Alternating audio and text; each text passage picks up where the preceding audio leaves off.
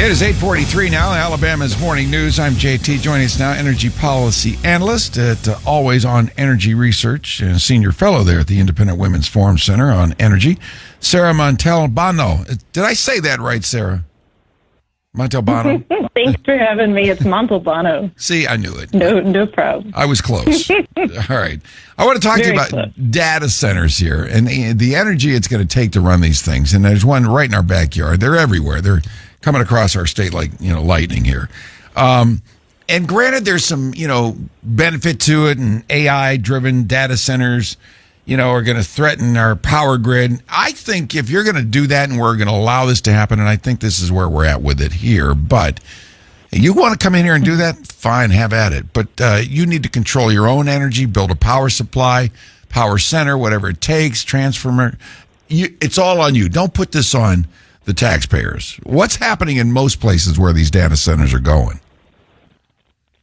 Thanks for the question. I'm seeing all sorts of backlash across the country, and I'll be upfront with you. I think data centers are really, I'm pretty optimistic about them, actually. I think they represent a massive opportunity economically for a lot of states. But I am entirely with you on this feeling that if it's private capital that will glean the benefits from this, then it ought to be private capital taking the risk.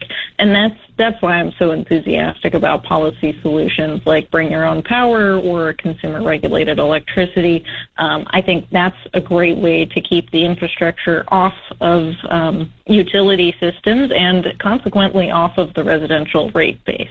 So, when they say, don't worry about it, you're not going to have to worry about it, the tax dollars are going to take care of this. Well, hold on there, trickle down. That means it's coming out of my pocket. At some point, it will trickle down to us, right? Unless these companies are forced to do it themselves. So do we need legislators to do this? Can the actual governor of each state mandate this? Where does the responsibility of the fiscal responsibility, I guess, to keep the impact off our backs? Yeah, there's a lot of things that legislatures can do, and I think grappling with it across the country right now. Of course, you probably saw that Maine tried to pass a moratorium on data centers, and the governor there vetoed it because it did not contain a carve-out for a particular town of Jay, Maine, which has lost all of its, industry and was really actively courting this data center. So states are grappling with it. I think the right solution really ends up allowing more free market approaches, right? Data centers want to move fast. They want to have their electricity ready to go as quickly as possible. And I think a lot of them would be receptive to the bring your own power frameworks if only they're allowed. And consumer regulated electricity is an idea gaining steam across the country. And what that essentially means is, look, you can bring your own power. It can be fully disconnected from the grid. And in exchange, you get exempted from certain regulations, not all the important ones like, labor requirements and environmental requirements, right? But the little bureaucratic things that slow you down.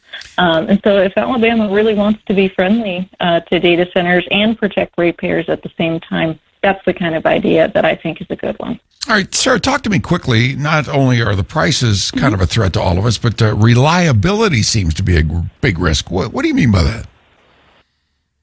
Absolutely. I mean, reliability is our bread and butter over here. I think we all have to be concerned about it, especially in places like Alabama, where you might get a lot of weather coming through and you want your grid to be resilient.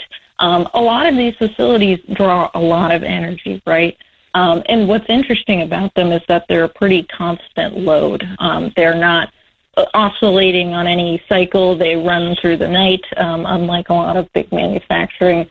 And the grid is designed to handle, big power plants going down and the ebb and flow of these industrial concerns. But when a massive customer like a data center trips offline, that can destabilize the grid in some ways. So we need to think carefully about that. And there's actually work going on at the federal level in FERC to decide how we want to handle that kind of load thing. I wouldn't say it's anything to be alarmed about, but coming up with the proper procedures to make sure that doesn't happen is going to be important. Very good, Sarah. I really appreciate you being with me this morning. Thank you so much, and we'll do it again soon. Thank you so much. All right.